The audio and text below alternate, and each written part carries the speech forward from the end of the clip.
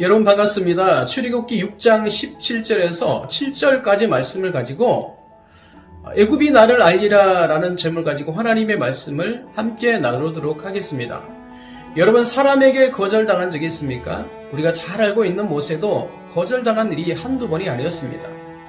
그 바로 왕에게 모세는 거절을 당했습니다.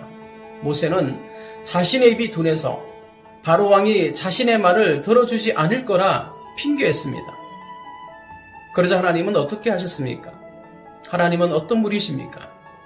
하나님은 아론을 모세의 대언자로 세우셨습니다. 하나님은 자신의 뜻을 알리고자 사람을 세우시는 분이십니다. 사람을 통해 일하시는 분이십니다. 사람을 보내셔서 일하시는 분이십니다. 핑계하는 자를, 연약한 자를 쓰시는 분이 바로 우리 하나님이십니다.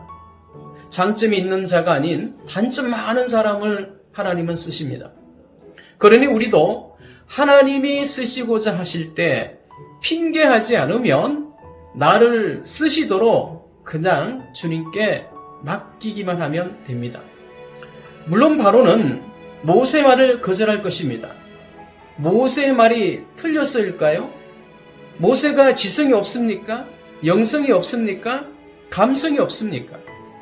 바로왕 스스로가 다른 말의 권위 아래에 있을 수 없는 존재라고 생각하기 때문입니다. 인생이 내 생각대로 되면 얼마나 좋을까요? 내 말대로 돌아가면 얼마나 좋을까요? 이렇게 생각하는 사람이 마음의 믿음이 자라기가 참 어렵습니다. 그런데 이런 사람이 세상에, 교회에도 얼마나 많은지 모릅니다. 오늘 본문은 그런 우리에게 주시는 그 교훈이 무엇일까요? 하나님은 족보의 긴 이야기를 통해 아론의 제사장 족보를 통해 말씀하십니다. 족보란 그 사회에서 그 지파가 차지하는 위치를 보여줍니다. 오늘 본문에 보니까 족보가 나오는데 아론이 레위의 후손임을 보여주죠.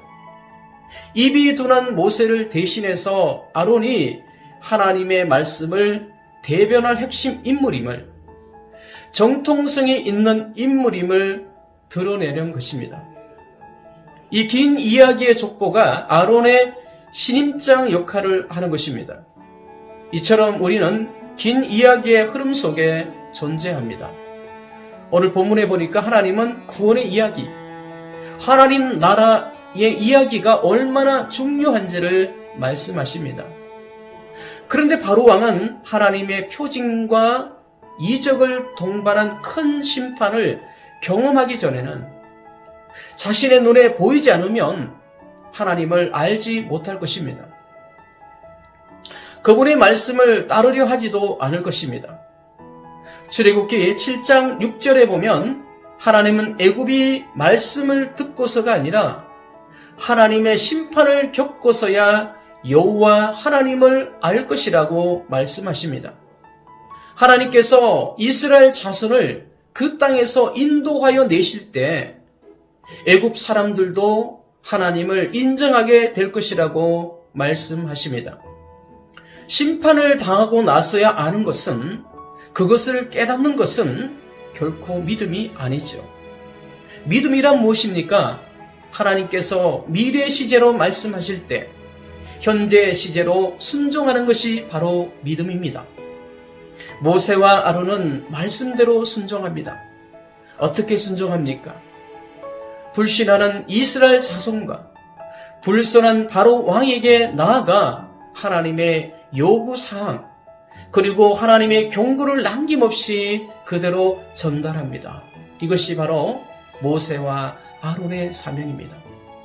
바로 왕이 애굽 사람들이 듣도록 설득하는 것이 아닌 하나님의 말씀을 있는 그대로 전하는 것이 사명입니다. 우리의 사명인 복음 전하는 것도 사람이 듣도록 설득하는 것이 아닙니다.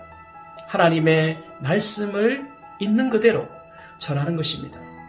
당시 모세와 아론의 나이가 각각 80세와 83세입니다. 그들이 주저한 이유를 짐작할 수 있겠죠. 그럼에도 불구하고 그들은 푸른 청년처럼 푸른 신앙으로 동족 구원의 길에 나선 것입니다. 누구 때문일까요?